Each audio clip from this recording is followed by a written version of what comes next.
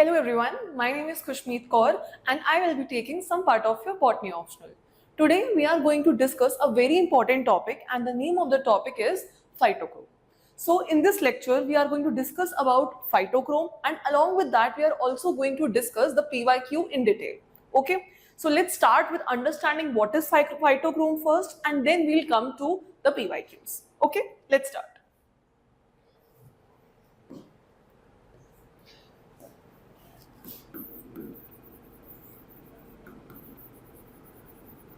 Phytochrome, I can define it using three words. It is basically a pigment protein complex which has a very important and major role in photomorphogenesis. Now let's understand first that what do you mean by photomorphogenesis. Let's break these two words. पहले ये समझते हैं that what is the meaning of photo and what is the meaning of morphogenesis. ठीक है? सबसे पहले let's start with the morphogenesis term. Morphogenesis is basically the development and growth of any part of the organism. Here we are specifically talking about the plant. जैसे zygote है, ठीक है? zygote से development होती है plant की. अगर leaf है तो लीफ की डेवलपमेंट है, दैट इज ऑल्सो मॉर्फोजेनेसिस. अगर उससे फ्लावर बन रहा है कल को प्लांट के अंदर, दैट इज ऑल्सो मॉर्फोजेनेसिस. तो प्लांट के किसी भी पार्ट की डेवलपमेंट ग्रोथ क्या कहलाएगी? वो मॉर्फोजेनेसिस. तो मॉर्फोजेनेसिस क्या है? It is the development and growth of the parts of the plant. ठीक है, ये क्या है? मॉर्फोजेनेसिस. अब ये ग्रोथ जब लाइट के एस्पेक्ट में होगी या लाइट के रिस्पॉन्स में होगी, then it will be known as photomorphogenesis. तो morphogenesis क्या था? morphogenesis था growth and development, and वो growth and development जो है अब वो light के response में हो रही है, then it will be known as photomorphogenesis. Okay, let's take an example. Suppose करो कि एक field है, ठीक है? एक field में मैंने एक section of plants के ऊपर क्या करा? एक black sheet से उसको cover कर दिया. क्या होगा cover करने से? उसको light नहीं मिलेगी. And if I will observe that field after some days, I will see कि जो तो मेरे कवर्ड प्लांट्स नहीं है, ठीक है, जिन पे लाइट जो है वो फॉल कर रही है, उनकी ग्रोथ बिल्कुल अच्छी है. लेकिन the plants which are not exposed to light and rather covered by the dark sheet, they will form etiolated growth. क्या हो जाएगी उनके अंदर? इटियोलेटेड ग्रोथ उनके अंदर आ जाएगी. Now what is this etiolated growth? Okay, I have just put a diagram for your reference here. This growth in which it is normally growing in the presence of light, where the green leaves are green and broad as well, this is your normal growth, ठीक है, which is occurring in the presence of light. But suppose I put this plant in the absence of light, then what will happen? Then this elongation will take place of hypocotyle and here the leaf will turn yellow. तो ये कैसे हुआ?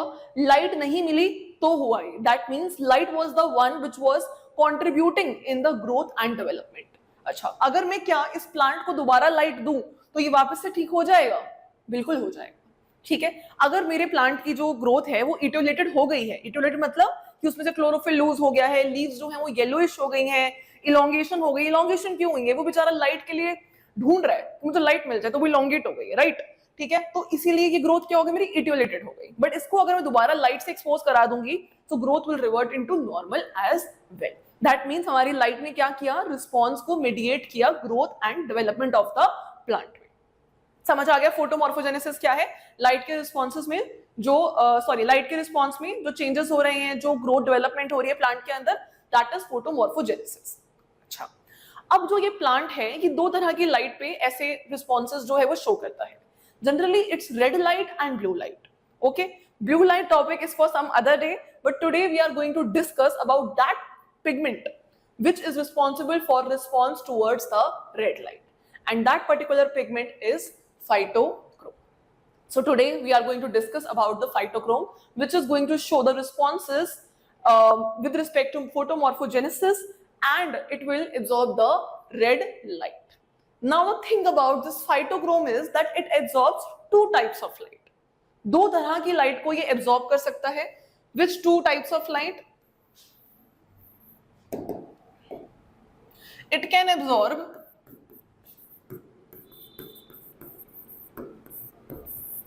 red light as well as far red light. Red light varying from 620 to 700 nanometer and this is around 720 nanometer plus.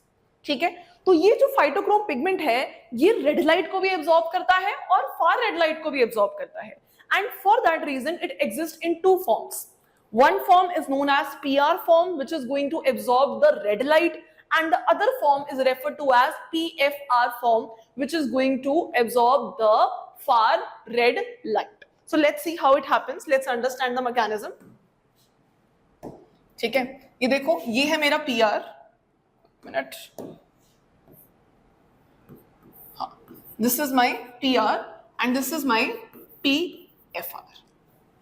PR क्या करेगा? जो PR है, it will absorb red light and when this PR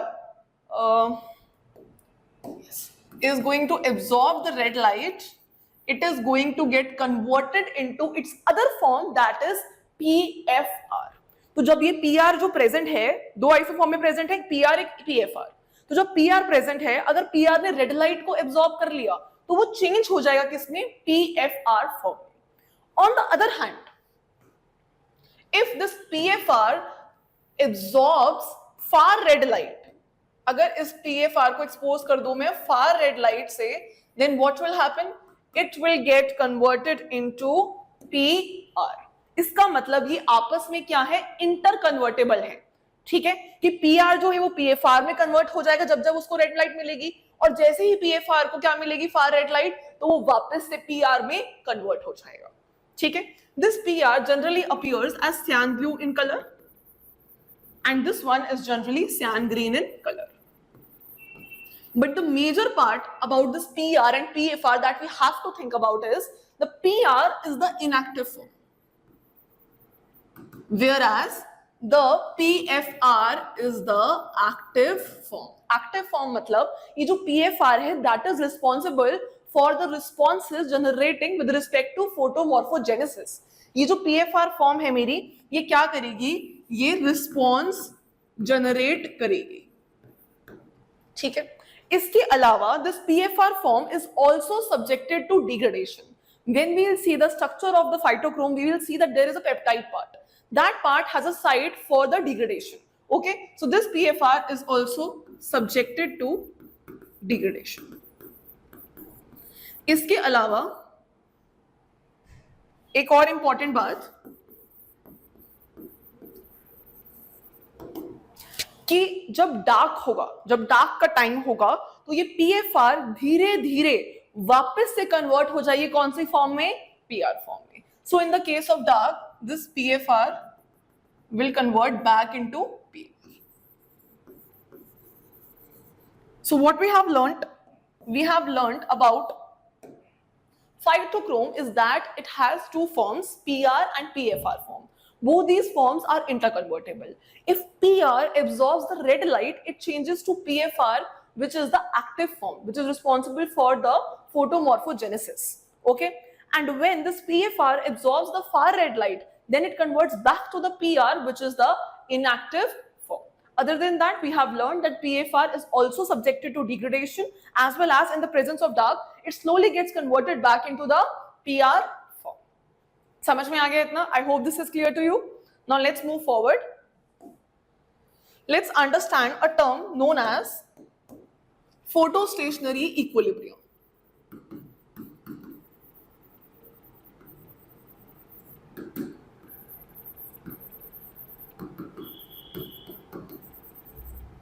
What is this photostationary equilibrium? Let's understand.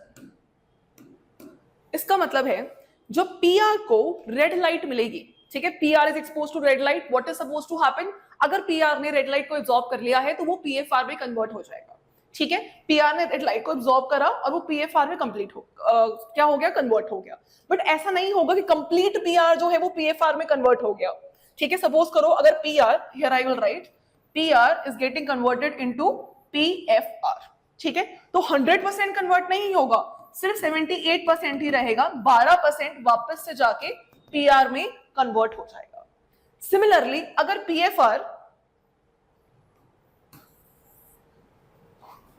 PFR PR में convert हो रहा है तो 98% PR रहेगा, लेकिन 2% जो है वो पीएफआर में कन्वर्ट हो जाएगा। इसका मतलब ऐसा कभी भी नहीं होगा कि कंप्लीटली 100% पीएफआर प्रेजेंट है या कंप्लीटली 100% पीआर प्रेजेंट है।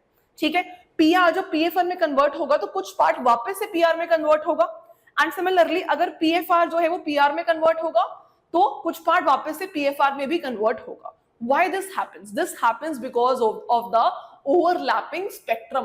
क्या है इनके बीच में? ओवरलैपिंग स्पेक्ट्रम है, एंड इसीलिए ये आपस में 100% कभी भी एक फॉर्म में एग्जिस्ट नहीं करते। तो इनके बीच में क्या है? Overlapping spectrum. This is known as photostationary equilibrium. ठीक है, अब हमने दो फॉर्म्स पढ़ ली। We have read about their interchangeable, interconvertible with respect to red light and far red light. Now we will see the structure of the phytochrome as well, which is very very important. ठीक है, जब मैं structure की बात करती हूँ phytochrome के, तो फाइटोक्रोम जो है वो मेरा होमोडाइमर है, मतलब दो सब यूनिट है उसके, दोनों ही सेम है। ठीक है, होमोडाइमर है। It is 250 kilo dalton in weight and each subunit is 125 and 125. Let's write and let's see. So basically it is a homodimer. That means it has two subunits, but they will be identical because it is a homodimer. Homo मतलब same, right? और dimer मतलब दो subunits हैं इसकी। weight जो है इसका वो 250 किलो डाल्टन है। ठीक है, अब ये जो मेरा सब यूनिट है वो बनी किसकी है? वो दो पार्ट्स के मिलके बनी है। This subunit is made up of two parts. First part is the chromophore part and the second part is the polypeptide part. ठीक है, तो ऐसे समझ लो कि ये क्रोमोफोर पार्ट है, ठीक है, साथ में पॉलीपेप्टाइड पार्ट है, और यहां पे भी नीचे क्रोमोफोर पार्ट है और साथ में पॉलीपेप्टाइड पार्ट है, और ये क्या बन गया मेरा पूरा? फाइटोक्रोम। ठीक है, अब इसका स्ट्रक्चर देखेंगे हम डिटेल में। ठीक है, लेट्स अंडरस्टैंड द स्ट्रक्चर।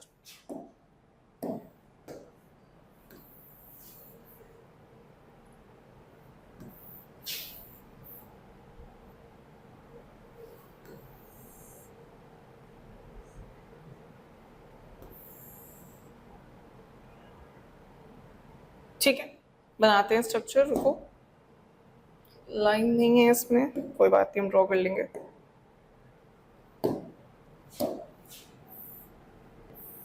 देखो, स्टार्टिंग में हमारे पास है PAS, GAF, PHY।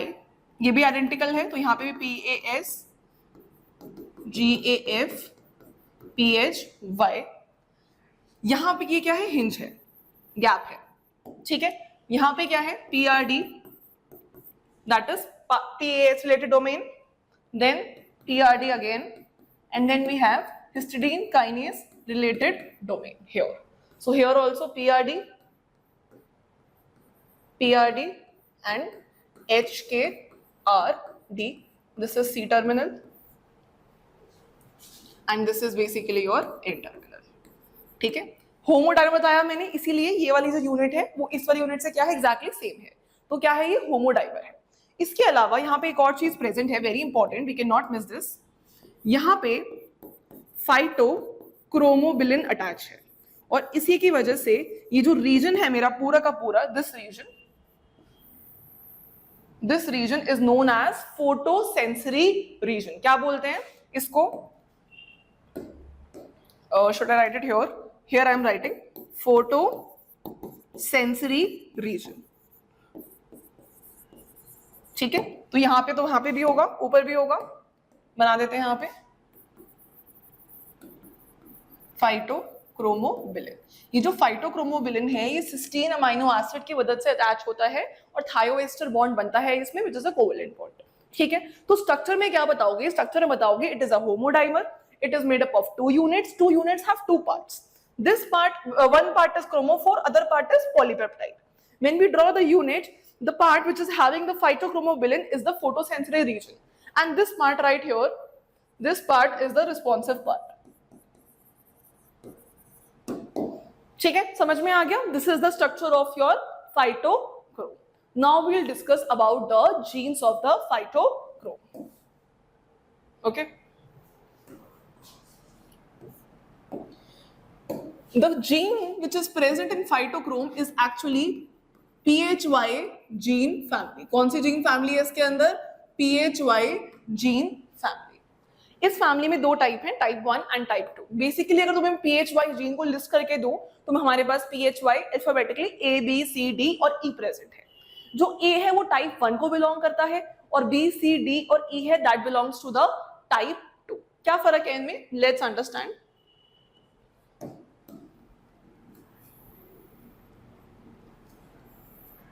We have PHYA, PHYB, PHYC, PHYD, PHYE. जो ये PHYA है ना, ये लाइट अनस्टेबल है. कैसा है ये? लाइट अनस्टेबल है. मतलब ये डार्कनेस में ज्यादा काम करेगा और लाइट में कैसा है? ये बेचारा अनस्टेबल है. और एक चीज है इसके पास जो बाकी सबके पास है बट इसके पास नहीं है, and that is absence of NLS, nucleus locating signal.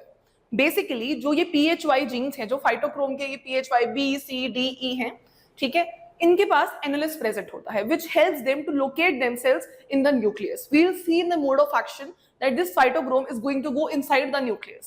तो उनको रास्ता कौन बताएगा? उनको सिग्नल कौन करेगा कि जाना है, कब जाना है, क्या है? Who is going to target them? NLS. They will help them. तो NLS जो है वो इसमें PHYE में एब्सेंट होता है, लेकिन B, C, D, E में, इन सब में क्या होता है? NLS is present. PHYB is the most abundant gene of phytochrome. ठीक है, और ये लाइट में ज्यादा पाए जाते हैं with in comparison to dark. Light में ये ज्यादा स्टेबल होते हैं. These are light stable genes. But PHY थोड़ा अलग हो गया इनसे, इसीलिए ये क्या है? टाइप 1 है. और ये जो सारे हैं मेरे यहां से लेके पूरा यहां तक, दीज आर टाइप 2 जीन्स. तो जीन्स में क्या है? PHY जीन फैमिली है, टाइप 1 टाइप 2 है. टाइप 1 में PHYA ही आएगा जो लाइट में अनस्टेबल रहता है और ना ही इसके पास NLS है. बाकी जो टाइप 2 है उसके अंदर PHYB, C, D और E ये सारे आ जाएंगे और इनके पास लाइट में स्टेबिलिटी ज्यादा है और इनके पास NLS भी प्रेजेंट है. Among them also PHYB is the most abundant one. Okay, let's move forward. Okay, so we are going to discuss the mode of action. But before discussing the mode of action, let's understand about the positive and negative regulators so that you have an idea before getting into the mode of action. It is very simple, but we'll get familiar with the components. ठीक है, तो पहले negative और positive regulators की बात कर लेते हैं. सबसे पहले नेगेटिव से स्टार्ट कर लेते हैं. नेगेटिव रेगुलेटर्स की बात करूं अगर मैं, तो मेरे पास सबसे पहला रेगुलेटर जो नेगेटिव है वो कौन सा है? वो है COP1. अरे कलर चेंज नहीं हुआ. हाँ, कौन सा है? It is COP1. COP1 stands for constitutive photomorphogenic 1. ये क्या करता है? वो transcribing factors which promote photomorphogenesis, ये उनको ही जाके इनहिबिट कर देता है. मतलब जो है ट्रांसक्राइब होके फोटोमॉर्फोजेनेटिक रिस्पॉन्स मुझे देंगे विच आई एक्चुअली वांट, ये उनको टारगेट करता है और उनको इनहिबिट करता है. ठीक है, it target several photomorphogenetic promoting factors like HY5, LAF1, इन सबको ये टारगेट करता है. सिमिलरली PIF क्या है? PIF जो है वो फाइटोक्रोम इंटरैक्टिंग फैक्टर है. ये क्या करता है? It promotes स्कोटोमॉर्फोजेनेसिस and inhibits the photomorphogenesis. कैसे करता है? ये जो जीन्स रिस्पॉन्सिबल है फोटोमॉर्फोजेनेसिस के लिए उनको तो इनहिबिट करता ही करता है, बट साथ में क्या करता है? प्रमोट करता है skotomorphogenesis. What is that? That means it promotes etiolation also. ठीक है, तो ये ग्रोथ तो नहीं कर पा रहा, ग्रोथ को तो इनहिबिट कर ही रहा है लेकिन नुकसान भी कर रहा है, इट्यूलेशन को प्रमोट भी कर रहा है. ठीक है, तो ये तो हमारे लिए बहुत ही हार्मफुल है. तो दो नेगेटिव रेगुलेटर्स हुए. First was COP1 and second was PIF. जब हम मोड ऑफ एक्शन समझेंगे so we will understand with respect to PIF. ठीक है, जिसका काम क्या है? इनहिबिट करना उन सारी जीन्स को जो मेरे एक्सप्रेस करेंगे किसको? फोटोमॉर्फोजेनेसिस को, रिस्पॉन्सेस को. ओके, अब पॉजिटिव रेगुलेटर में क्या है मेरे पास, in the case of positive regulator I have phytochrome.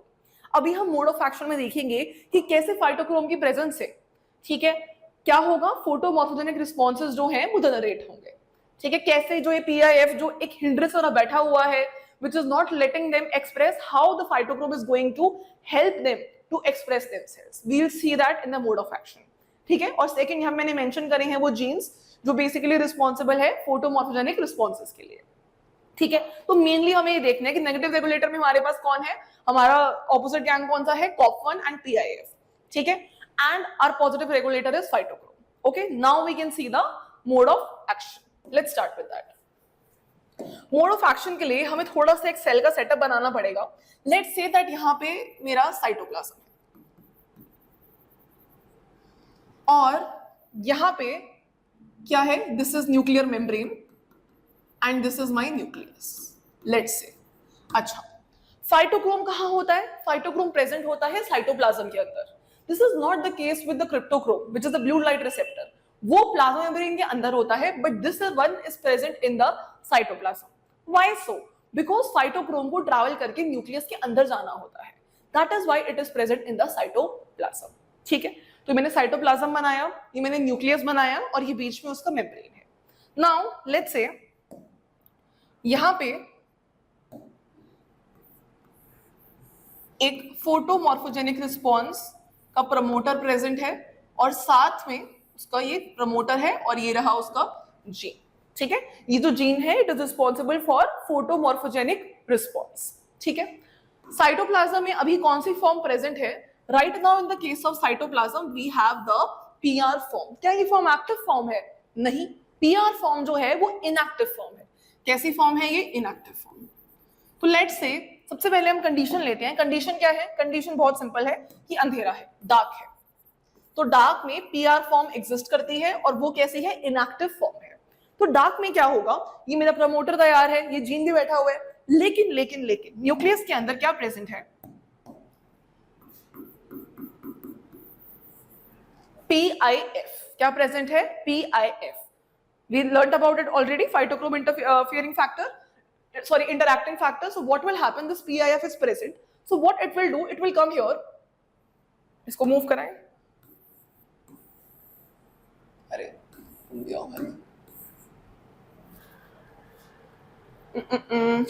wait, yes, this PIF basically is going to come here and it is going to bind to the promoter. अब ये PIF promoter को bind करके कुछ अच्छा तो करेगा नहीं, this will inhibit the expression of this particular gene. तो जब डार्क कंडीशंस हैं, डार्क कंडीशंस में क्या है? डार्क कंडीशंस है, पीआर प्रेजेंट है, मतलब फाइटोक्रोम अपने इनएक्टिव फॉर्म में प्रेजेंट है। तो न्यूक्लियस में क्या था? वो जीन प्रेजेंट था जो ट्रांसक्राइब होके रिस्पॉन्स को जनरेट करता, लेकिन क्योंकि पीआईएफ भी प्रेजेंट था तो पीआईएफ केम एंड प्रमोटर पे लग के, प्रमोटर साइड पे लग के it inhibited the gene expression. तो यहाँ पे मेरा कोई एमआरएनए फॉर्म नहीं होगा। This is occurring in the dark condition. Now what will happen if I'll give light to it? अगर मैं यहाँ पे थोड़ी सी रेड लाइट दे दूं, अगर मैं इसको रेड लाइट से एक्सपोज कर दूं, then what will happen now? This PR will change into PFR. We have learned that कि जो PR है वो रेड लाइट को एब्जॉर्ब करता है और PFR में चेंज हो जाता है। This PFR is my active form. ये क्या है? मेरी एक्टिव फॉर्म है। Now this PFR will enter the nucleus, और न्यूक्लियस आया है एक रीजन से। अभी भी क्या प्रेजेंट है? कंडीशंस वही हैं कि यहाँ पे ये मेरा प्रमोटर है कोई उस जीन का जो फोटोमॉर्फोजेनिक रिस्पॉन्स जनरेट करेगा, और ये यहाँ पे प्रेजेंट है, और यहाँ पे PIF जो है वो निकल चुका है कि मैं इनहिबिट करूंगा इसको। लेकिन क्योंकि अब PFR पिक्चर में आ गया है, ठीक है, PFR जो है वो न्यूक्लियस के अंदर आ गया है, what will happen, this will go and bind with PIF and facilitate the degradation, or we can write 26S proteasome degradation. तो क्या हुआ? प्रमोटर जीन प्रेजेंट था, पीआईएफ जैसे डार्क में आया था वैसे लाइट में आया, लेकिन इस बार पीएफआर प्रेजेंट था न्यूक्लियस के अंदर, तो उसने जाके डिग्रेडेशन कर दी किसकी? पीआईएफ की। तो अब पीएफआई प्रमोटर साइड पे नहीं लग पाया, प्रमोटर साइड पे कोई भी इनहिबिटर नहीं है, so what will happen, the gene will transcribe and the mRNA will be formed and hence the photomorphogenic response will be created, right? Did you understand this? Let's just sum up and understand again. सबसे पहले हमने क्या देखा, dark conditions. Dark conditions में क्या है, अंधेरा है तो पीआर प्रेजेंट है. पीआर कैसी फॉर्म है, इनएक्टिव फॉर्म है, तो वो कुछ भी नहीं करेगी, वो साइटोप्लाज्म में ही रहेगी, नथिंग इज हैपनिंग देयर. तो न्यूक्लियस में क्या हो रहा है, न्यूक्लियस में पीआईएफ प्रेजेंट है which is a negative regulator of your photomorphogenesis. ठीक है, वो क्या करता है, वो प्रमोटर के पास जाता है और इनहिबिट कर देता है किसको, फोटोमॉर्फोजेनिक जीन को एक्सप्रेस करने से. ठीक है, ये सब हो रहा है डार्क के अंदर.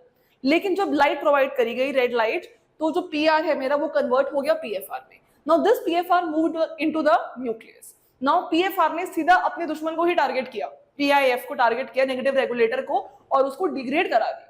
अब वो इनहिबिट नहीं कर पाएगा जीन रेगुलेशन को, अब वो इनहिबिट नहीं कर पाएगा जीन एक्सप्रेशन को, और मेरा जो जीन है which is responsible for photomorphogenesis वो एक्सप्रेस हो जाएगा. ठीक है, इसीलिए हमने फाइटोक्रोम को पॉजिटिव रेगुलेटर भी बोला था, क्योंकि फाइटोक्रोम के आने से ही जो मेरा जीन है ये एक्सप्रेस हो पाएगा.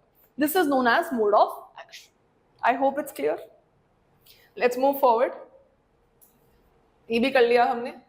हाँ, अब हम करेंगे बहुत important topic and that is phytochrome regulated responses को 3 कैटेगरीज में बांटना. We will do VLFRs, we will do LFRs and we will do HIRs as well. अब ये क्या है, इसमें लिखा हुआ है, वर्ड आ रहा है इसमें, फ्लुएंस वर्ड आ रहा है कि very low Fluence responses, very high Fluence responses, और एक और वर्ड है इरेडियंस रिस्पॉन्सेज. तो इसके लिए हमें 2 टर्म को समझना पड़ेगा. कौन सी 2 टर्म्स, पहली term which is Fluence and second term which is irradiance. ठीक है, तो समझते हैं इसको. लेट्स से ये कोई मेरा एरिया है. ठीक है, इस एरिया पे कितनी लाइट स्ट्राइक कर रही है, इस पर्टिकुलर एरिया पे, पर यूनिट एरिया पे कितनी लाइट स्ट्राइक कर रही है, the amount of light, that is known as fluence. कितने टाइम में कर रही है, किस इंटेंसिटी से कर रही है, उसकी बात नहीं कर रहे हम बस ये बात कर रहे हैं कि ये पीस ऑफ एरिया है, इस पीस ऑफ एरिया में कितनी अमाउंट ऑफ लाइट जो है वो स्ट्राइक कर रही है, and this is known as fluence. इसमें हम टाइम को कंसीडर नहीं करते कि 1 घंटे में कितनी कर रही है, ये पूरे दिन में कितनी कर रही है. We are not considering time as a factor only. हम बस ये बोल रहे हैं कि ये मेरा शीट ऑफ पेपर है, ये लीफ है मेरी, और इस पे कितनी लाइट पड़ रही है, कितने अमाउंट में लाइट पड़ रही है, that is known as fluence. समझ में आया? तो फ्लुएंस इज सिंपली कि एक बेसिक यूनिट एरिया पे कितनी लाइट पड़ रही है, that is known as my fluence. लेकिन अगर मैं इस फ्लुएंस में टाइम को इंक्लूड कर दूं, ठीक है, कि सपोज कि ये जो लाइट पड़ रही है, इतने अमाउंट ऑफ लाइट कितने टाइम में पड़ रही है, then it will be known as irradiance. ठीक है, अगर मैं अमाउंट ऑफ लाइट को लिंक कर दूं किसके साथ, एरिया के साथ, तो वो लिंक्ड ही थी ऑलरेडी. अगर मैं इसमें टाइम भी जोड़ दूं, इसको भी कंसीडर करने लग जाऊं, तो वो क्या कहलाएगी मेरी, इरेडियंस.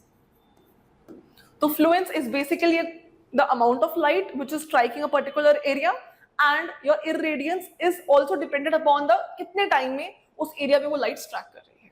समझ में आ गया फ्लुएंस और इरेडियंस का बेसिक कॉन्सेप्ट. ठीक है, अब हम समझेंगे इसको थोड़ा बेटर वे. ठीक है, हाँ देखो, VLFRs is very low fluence responses and LFRs is low fluence responses. ठीक है, VLFRs जो हैं they are like bare minimum requirement. ठीक है, क्या चाहते हैं वो, कि हमें बस तुम जब मर्जी जितने मर्जी इंटेंसिटी से बस थोड़ी सी हमें लाइट दे दो, हम उतनी ही लाइट जो है वो हमारे लिए काफी है रिस्पॉन्स को जनरेट करने के लिए. ठीक है, जैसे सपोज करो कि बहुत घना कोई जंगल है और बहुत छोटे छोटे प्लांट्स उसमें रखे हुए हैं जिन बेचारों को लाइट वैसे ही नहीं मिल रही है. ठीक है, तो उसकी रिक्वायरमेंट क्या होगी, बेयर मिनिमम होगी ना, उसको कभी लाइट देखी नहीं, मिली नहीं उसको ढंग से, तो बेयर मिनिमम रिक्वायरमेंट है उसकी. ठीक है, तो उसको बस एक पर्टिकुलर थोड़ी लाइट चाहिए बस मुझे, मैं उससे खुश हो जाऊंगा. ठीक है, अब वो कितनी देर में आए, ठीक है, किस इंटेंसिटी से आए, उसको फर्क नहीं पड़ता. जब उसको इतनी लाइट मिल जाएगी तो वो उसमें खुश हो जाएगा. समझ आया? तो इसमें क्या है बेसिकली, VLFRs क्या है, these phytochrome responses can be induced by fluence as low as 0.001 micromolar पर मीटर स्क्वायर. बहुत लो अगर इनको लाइट भी मिल जाएगी तब भी ये अपना काम कर देंगे. ठीक है, obeys law of reciprocity. Now what is law of reciprocity? देखो, इसका मतलब ये है कि मुझे फर्क ही नहीं पड़ता कि कितने टाइम में लाइट आ रही है या किस इंटेंसिटी में आ रही है। ओके, मुझे इससे कोई परवाह ही नहीं है। सपोज मुझे दिन में 100 रुपीज चाहिए, ठीक है, तो मुझे कोई 10-10 के सिक्के दे रहा है हर घंटे बाद, ठीक है, या मुझे एक साथ बस by the end of the day 100 का नोट दे रहा है, मुझे नहीं फर्क पड़ता। मेरा टारगेट क्या है कि मुझे 100 रुपए मिल जाएंगे तो मैं काम कर दूंगी। समझ आ गया? तो किस इंटेंसिटी से मैं खुश नहीं होंगी कि 100 मुझे एक साथ दे रहे हैं वाओ, या ओ माय गॉड मुझे 2-2 रुपए दे रहे हैं, मुझे कोई मतलब नहीं है। अगर मेरे पास 100 रुपए आ गए तो job will be done. So similarly here the law of reciprocity मतलब कि इनको कोई मतलब नहीं है इंटेंसिटी से, इनको कोई मतलब नहीं है टाइम से, ठीक है। सपोज अगर ये मेरी प्लांट है, उसकी लीफ है, इसको इतने अमाउंट ऑफ लाइट चाहिए थी, ठीक है, अब ये इसको 10 घंटे में मिली है, 1 घंटे में मिली है, जैसे ही इतनी अमाउंट कलेक्ट हो जाएगी which amount 0.001 micromolar per meter square, then it will generate the response। समझ में आया?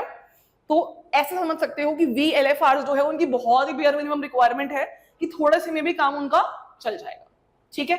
और ये टाइम से इंडिपेंडेंट है, कोई टाइम का फैक्टर नहीं है इसके अंदर, ठीक है। एग्जांपल्स दिए मैंने रिस्पॉन्सेस के कि red light induce germination of Arabidopsis seeds also and red light stimulated growth of coleoptile in etiolated oat seedlings as well.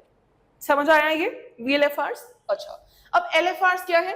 बस थोड़े से ही बेटर है इनसे ये। जैसे कोई बिल्डिंग है, उसके पीछे शेड में प्लांट्स लगे होते हैं, तो कभी ही कभी उनको सनलाइट मिलती है ना, तो इतनी ज्यादा भी नहीं है कि उनको बहुत स्ट्रगल करना पड़ रहा है सनलाइट के लिए, लेकिन बेचारे शेड में ही रहते हैं, उनको कभी दिन में एक बार बाई चांस ही सनलाइट लगती है, ठीक है। तुम वर्ड से भी देखो ना, this is very low Fluence and this is low Fluence, so this is comparatively better, right?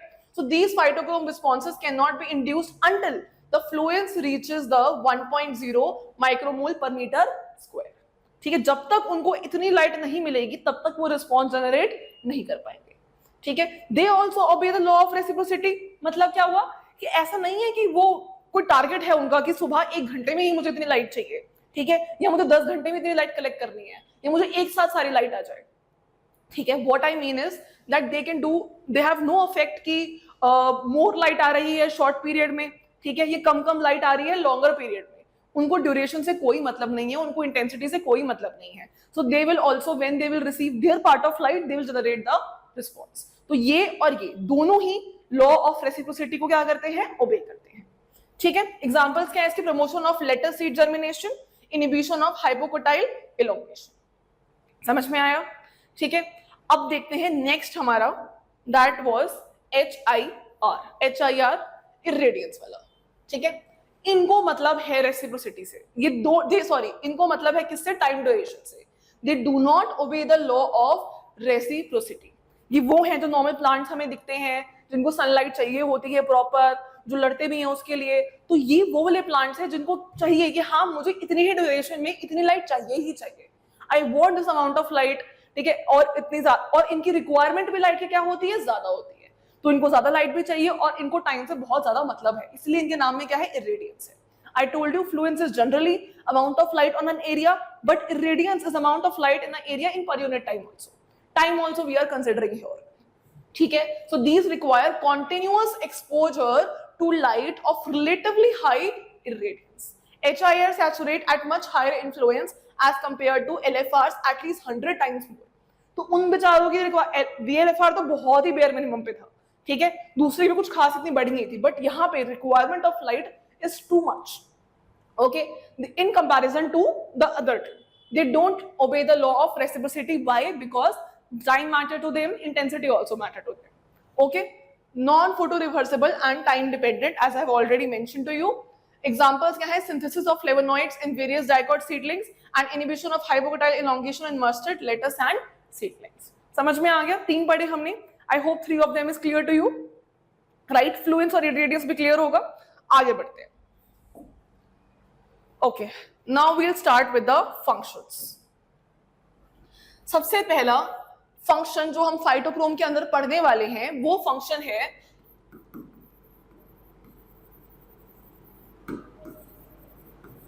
Flowering induction. ये क्या करता है? जो फाइटोक्रोम है उसका एक क्रूशियल रोल है फ्लावरिंग को इंड्यूस करने में, ठीक है। To understand that first we have to understand little bit about the flowering. Flowering में भी specifically we will be focusing on the long day plant and short day plant. Okay, बहुत detail में we will not cover this because that is a topic for photoperiodism, but little bit I'll explain to you. ठीक है, देखो, अच्छा हम पढ़ेंगे दो type of plant के लिए depending upon the photo period. Photo period क्या है कि अमाउंट ऑफ लाइट जो उनको चाहिए, ठीक है, that is known as photoperiod. यहाँ पे हम फोटो पीरियोडिज्म को क्या कर रहे हैं, basically it is the ability of the organism to detect कि मुझे कितनी डे लेंथ में कौन सा रिस्पॉन्स जो है वो जनरेट करना है। ठीक है, सपोज इसमें हम लिंक करेंगे कि प्लांट को इतनी ही लाइट या इतना डार्कनेस चाहिए in order to generate flowering, and on that basis the plants are divided into two types, long day plants and short day plants. There are further divisions as well, but here we are going to concentrate on long day plants and short day plants. ठीक है, here one more thing which we are going to take in account, and that is critical night length. Now what is critical night length? It is the minimum duration of uninterrupted darkness required for a plant to either initiate or inhibit flowering. Critical night length क्या है कि एक minimum amount of period जो एक plant को चाहिए ही चाहिए अगर उसको फ्लावरिंग करनी है या इनिबिट करनी है। सपोज मैं बोलूं कि इस प्लांट को 12 घंटे चाहिए ही चाहिए तभी ये फ्लावरिंग करेगा, सो वो क्या हो गया, उसका क्रिटिकल पीरियड हो गया। ठीक है, मिनिमम क्रिटिकल पीरियड हो गया, समझ में आ गया? ठीक है, sorry, minimum amount of time क्या हो गया, क्रिटिकल पीरियड हो गया। सो क्रिटिकल पीरियड क्या होगा कि मिनिमम अमाउंट ऑफ टाइम जो ऑफ डार्कनेस, क्योंकि हम यहाँ पे क्रिटिकल नाइट लेंथ की बात कर रहे हैं, तो minimum amount of the darkness which is required by the plant to either inhibit or initiate flowering. समझ में आया? अब इसके बेसिस पे हमारे पास दो प्लांट है, short day plants and long day plants. As the name suggest, short day plants मतलब इनको दिन चाहिए कम, ठीक है, और डार्कनेस का पीरियड चाहिए इनको प्रोलॉन्ग। लॉन्ग डे प्लांट्स मतलब इनको डे लेंथ चाहिए ज्यादा और डार्कनेस क्या चाहिए इनको, कम चाहिए। ठीक है, सबसे पहले हम बात करते हैं शॉर्ट डे प्लांट्स की, बहुत ब्रीफली इसको डिस्कस करेंगे। देखो ये जो रेड से रिप्रेजेंटेड है ये वाला, ये क्या है, क्रिटिकल नाइट लेंथ है। ठीक है, मतलब सपोज करो कि अगर नाइट लेंथ जो है इससे ज्यादा हो, ये क्रिटिकल लेंथ से ज्यादा है, यहाँ पे इससे कम है, और यहाँ हम बात करेंगे क्या है। ठीक है, we are starting with short day plant. Short day plants का मतलब क्या हुआ कि इनको लाइट ज्यादा चाहिए कम चाहिए, duration, length of the light, इनको चाहिए length of the day time less, ठीक है, और इनको डार्कनेस का टाइम चाहिए क्रिटिकल पीरियड से ज्यादा। ठीक है, तो ये रेड लाइन मेरे क्रिटिकल पीरियड है। In the first case it got more darkness period than the length period, and the darkness period is above the critical length as well. ठीक है, शॉर्ट डे प्लांट्स को वैसे ही darkness चाहिए थी, ठीक है, और उसको मिली भी है, तो इस केस में क्या करेगा, फ्लावर करेगा। सेकेंड केस में क्या है, लाइट पीरियड ज्यादा है, क्रिटिकल नाइट लेंथ से लाइट पीरियड ज्यादा है और डार्क पीरियड क्या है, कम है, तो इसमें क्या होगा, फ्लावरिंग होगी, नहीं होगी। शॉर्ट डे प्लांट्स की रिक्वायरमेंट ही ये है कि उनको ज्यादा डार्क पीरियड चाहिए from the critical night length, ठीक है, उनको लाइट पीरियड नहीं चाहिए इतना, बट यहाँ पे लाइट पीरियड जो है वो बहुत ज्यादा है क्रिटिकल नाइट लेंथ से, और जो मेरा डार्क पीरियड है it is very less, so that is why short day plants में इस केस में फ्लावरिंग नहीं होगी। ठीक है, थर्ड केस क्या है, थर्ड केस में अब तुम बोलोगे मैम यहाँ पे डार्क पीरियड जो था वो ज्यादा था और लाइट कम पीरियड है, तो इस केस में तो फ्लावरिंग होनी चाहिए थी, लेकिन if you see it carefully, यहाँ पे जो डार्क पीरियड है it is interrupted by light, it is interrupted by light. तो अगर शॉर्ट डे प्लांट्स की रिक्वायरमेंट थी कि मुझे इतनी डार्कनेस पीरियड जो है कॉन्टिन्यूअस चाहिए ही चाहिए, बट उसके बीच में मैंने लाइट से एक्सपोज कर दिया उसको, तो क्या होगा, तो फ्लावरिंग नहीं होगी। क्यों नहीं होगी, क्योंकि उसका डार्क पीरियड क्या हो गया, इनहिबिट हो गया, इंटरप्ट हो गया। यहाँ पे जो डार्क का पीरियड था ये क्या हो गया, ये इंटरप्ट हो गया, that is why in this case no flowering will take place. तो शॉर्ट डे प्लांट्स की रिक्वायरमेंट क्या हुई, उनकी रिक्वायरमेंट हुई कि उनको डार्क पीरियड जो है वो ज्यादा चाहिए, ठीक है, अगर वो कम हुआ या इंटरप्ट हुआ लाइट से, then flowering will not take place. ठीक है, चलो अब लॉन्ग डे प्लांट्स पे चलते हैं। लॉन्ग डे प्लांट्स का मतलब क्या हुआ कि इनको लाइट क्या चाहिए, ड्यूरेशन लाइट की इनको ज्यादा चाहिए। ठीक है, लाइट की ड्यूरेशन इनको ज्यादा चाहिए और डार्क टाइम जो है इनको कम चाहिए। फर्स्ट केस में डार्क टाइम जो है वो क्रिटिकल नाइट लेंथ से ज्यादा है और लाइट जो पीरियड है बहुत कम है, तो क्या इसमें होगा, नहीं, लॉन्ग डे प्लांट्स की रिक्वायरमेंट ही क्या है, ज्यादा लाइट का पीरियड, तो इस केस में फ्लावरिंग नहीं होगी। सेकेंड केस देखो, सेकेंड केस में क्या है, कॉन्टिन्यूअस यहाँ पे कम डार्क पीरियड है और हाई लाइट पीरियड है, ठीक है, क्रिटिकल नाइट लेंथ से, तो इस केस में क्या होगा, फ्लावरिंग होगी, इस केस में क्या होगा, फ्लावरिंग होगी।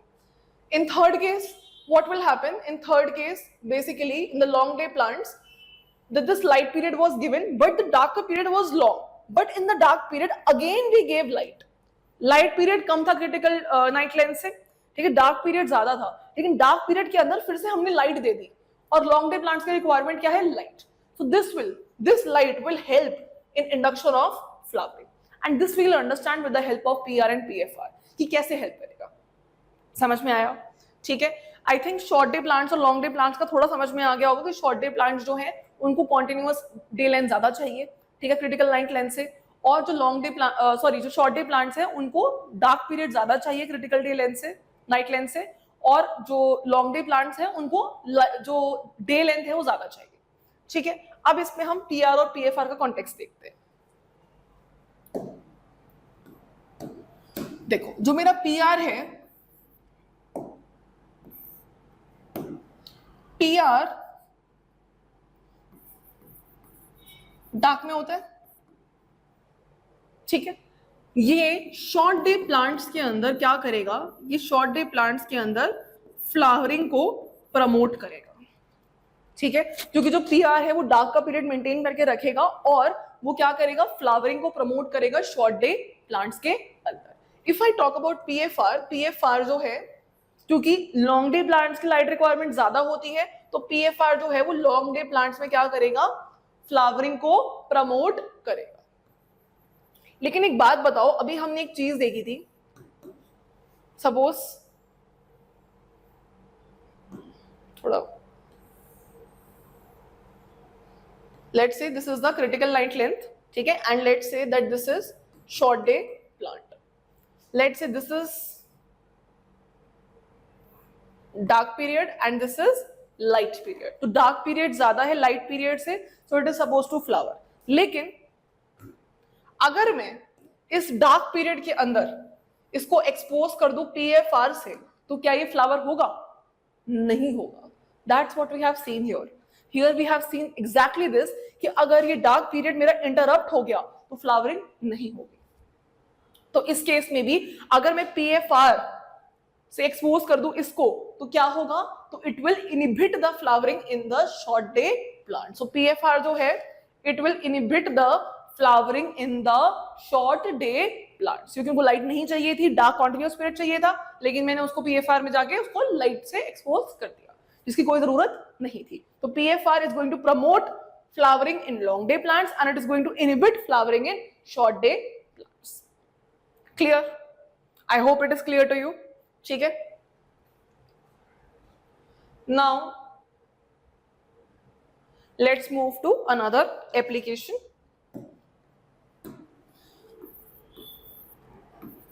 Other application is linked with etiolation. बहुत स्टार्टिंग में ही when I was discussing phytochrome with you, I told you this particular thing कि suppose ये मेरा सीडलिंग है, सॉरी, ठीक है, ये मेरी ग्रीन हेल्दी लीव्स है, ये नॉर्मल है, लेकिन अगर इसको मैंने डार्क में रख दिया तो पीआर फॉर्म आ जाएगी विच विल रिजल्ट इन एटियोलेशन, जहां पे इसकी ये एटियोलेटेड ग्रोथ जो है वो शो हो जाएगी, जहां पे हाइपोकटाइल की क्या हो गई, इलोंगेशन हो गई। This growth is known as etiolated growth. तो अगर मैं इसको क्या करूं, अगर मैं इसको रेड लाइट दे दूं, रेड लाइट से एक्सपोज करा दूं, तो क्या होगा, अगर मैं, हमें पता है कि डार्क में पीआर फॉर्म अगर एग्जिस्ट कर रही है, तो पीआर फॉर्म को अगर मैं रेड लाइट दूं तो क्या होता है, पीआर फॉर्म को अगर मैं रेड लाइट दे दूं तो पीआर फॉर्म जो है वो मेरी पीएफआर में कन्वर्ट हो जाती है, right. Now this PFR will help in the de-etiolation of this etiolated seedling, ठीक है, क्योंकि ये कैसी फॉर्म है, मेरी एक्टिव फॉर्म है। तो by exposure to the red light this etiolation can be cured and deetiolation will occur and it will turn into the normal seedling, ठीक है। नेक्स्ट एप्लीकेशन देखें, it also helps in seed germination,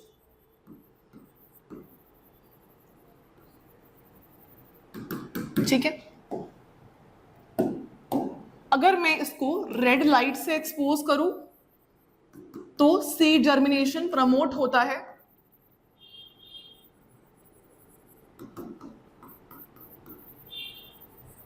which is seen in the case of lettuce as well।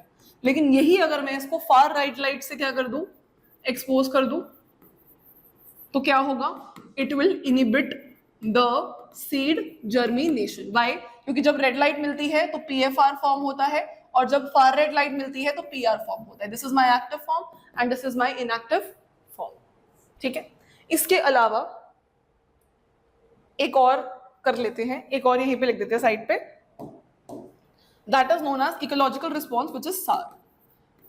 अब ये SAR क्या है? SAR stands for shade avoidance response. क्या बोलेंगे इसको? Shade avoidance response. इसमें क्या होता है कि जैसे मैंने बताया कि बहुत सारे बंच ऑफ प्लांट्स जो हैं, अगर एक पर्टिकुलर एक एरिया है जहां पे बहुत सारे प्लांट्स प्रेजेंट हैं, तो क्या होता है जो प्लांट्स नीचे हैं, छोटे हैं, उनमें क्या होगा? प्रॉब्लम होगी. ठीक है, दिक्कत आएगी उनमें. तो what will happen? This PHY gene helps in the shade avoidance response. How? It reduces branching, helps in stem elongation, and induces early flowering.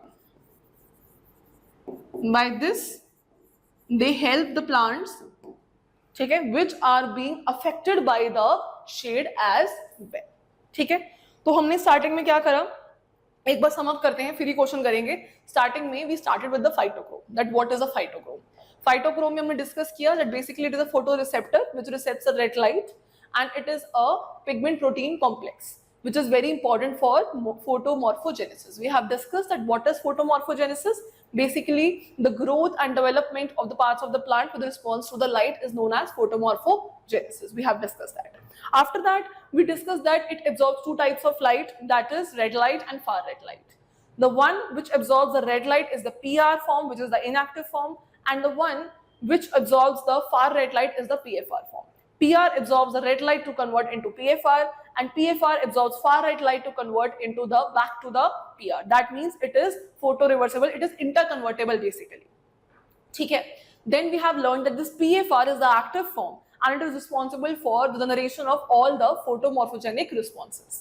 It is also subjected to degradation and it slowly converts back to the PR form in the case of darkness. Then we have learned about the structure of the phytochrome as well. In the structure, we have learned that it is a homodimer. It has two units, chromophore part and the peptide part is also there. And then we have learned about the photosensory region because of the phytochromobilin, and then the receptor region as well. Then we move forward towards the gene family. The gene family which is present here is PHY gene family, which has 5 genes: PHY-A, B, C, D, and E. PHY-A belongs to type 1, which is light unstable gene, and it does not have NLS. But the type 2 genes PHY-B, C, D, and E have NLS and they are more stable in light. PHY-B is the most abundant one also. This we have discussed.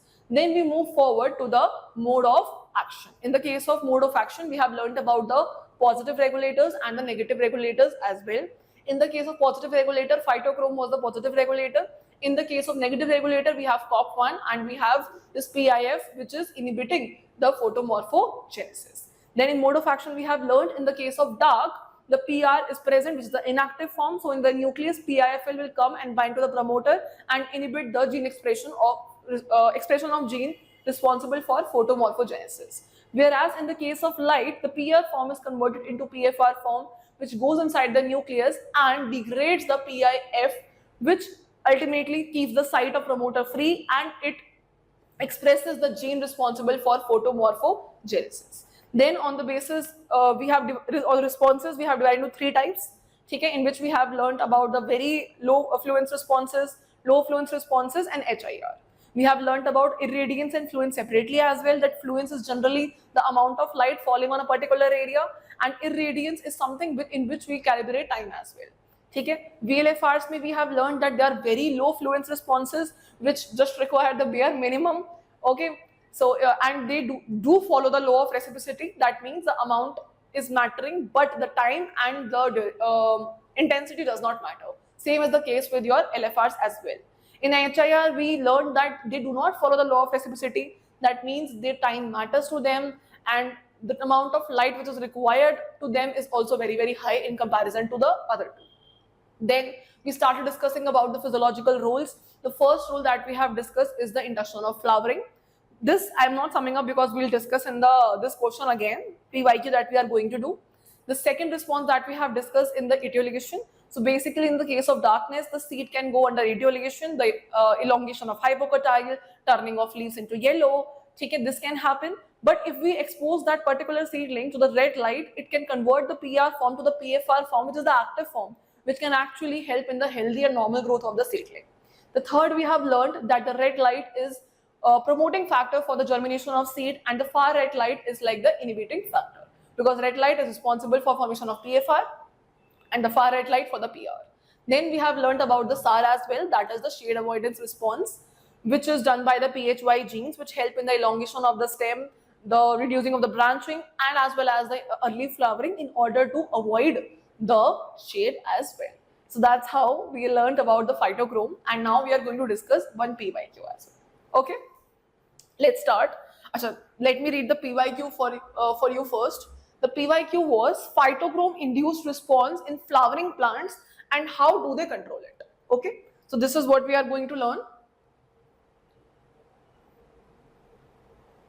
Wait.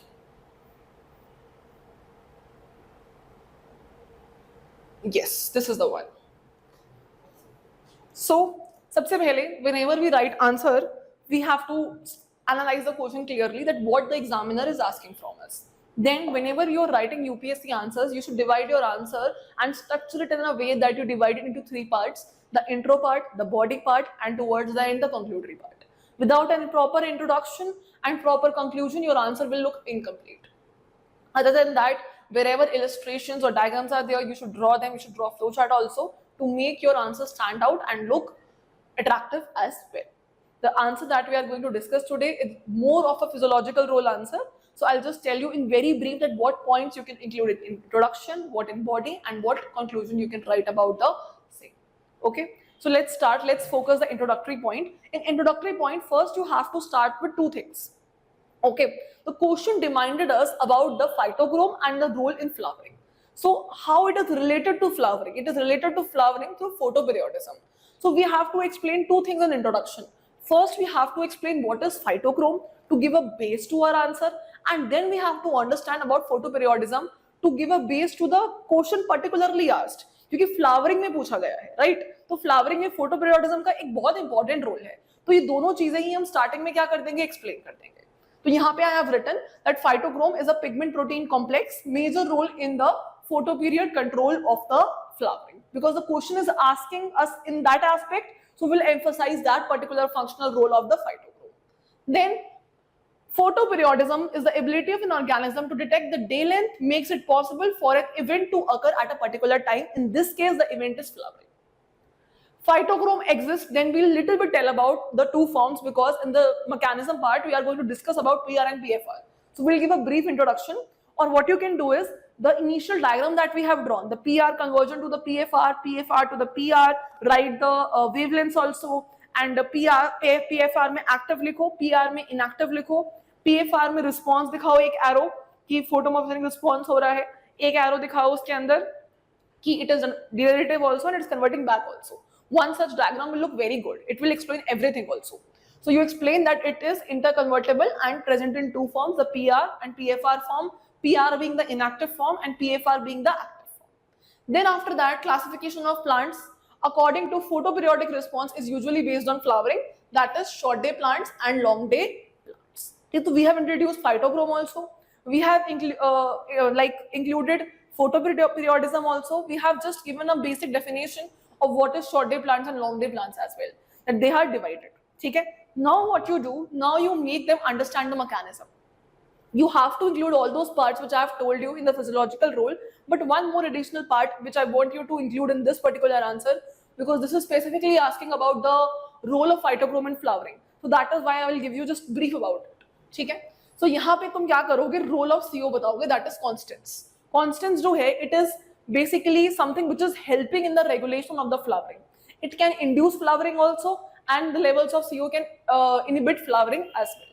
So how we'll put it? We'll put it like the flowchart also. You can just write CO and then tell the roles as well. Here I have written, in the case of long day plants, PFR is present. This PFR helps in the stabilization of this CO. अगर CO stabilize हो गया तो क्या होगा? उसके levels जो है वो cell के अंदर क्या होंगे, बढ़ जाएंगे. तो CO का जो लेवल है, जो कंटेंट है, वो इंक्रीज हो जाएगा and it will activate the FT genes, जो बेसिकली मेरे शूट एपेक्स पे जाके फ्लोरल मेरिस्टम को इनिशिएट कर देंगे और फ्लावरिंग को इनिशिएट कर देंगे इन टर्न। सो बेसिकली क्या हुआ, लॉन्ग डे प्लांट्स के लिए तो PFR अच्छा था, तो PFR करता क्या है, कैसे इंड्यूस करता है, PFR जो है वो CO को स्टेबलाइज करता है, इसलिए उसका अमाउंट दिन के टाइम बढ़ता रहता है और वो जाके इन टर्न क्या करता है, फ्लावरिंग के जीन्स को स्टिमुलेट करता है एंड फ्लावरिंग के जीन्स मेरे शूट एपेक्स पे जाके क्या करेंगे, फ्लावरिंग कर देंगे। समझ में आ गया? In the case of short day plants, what you will tell, in the case of short day plants, CO level is less. ठीक है, अब मैंने बताया था CO जो वो रेगुलेट करता है, it is not a positive regulator और नेगेटिव, ठीक है, वो इंड्यूस भी कर सकता है, इनहिबिट भी कर सकता है। सो इन दिस केस क्या होगा, इस दिस केस हमें लेवल कम ही चाहिए in order to induce the flowering, ठीक है। तो CO लेवल कम है और एक्टिवेशन ऑफ जीन करेगा वो FT जीन्स या FD जीन्स की, जो जाके क्या करेंगे, फ्लावरिंग को इंड्यूस करेंगे। So this flowchart form you can show. Then here you will represent the role of PR and PFR, which I have told you, I have explained you in the physiological roles as well. Then towards the end you will write the conclusion. So here it is a little bit dispersed, the conclusion. It is not showing. Let me try to. I have written very briefly. You can, this is the part where you can, think. Because the way you will end your answer, that is why I have written a very moderate one. So because the thing, the way you will think about the answer and how you want to conclude it, how you wish to end the answer, that will really impact it as well. So here I have written that phytochromes are photoreceptor pigments which induces and inhibits flowering the type of plants on the basis of the light absorbed. ठीक है? And in different plants they have different responses as well. So you can mention that. ठीक है? So this was about the phytochrome that we have discussed. So I wish to take the blue light responses as well in the next class. So thank you so much.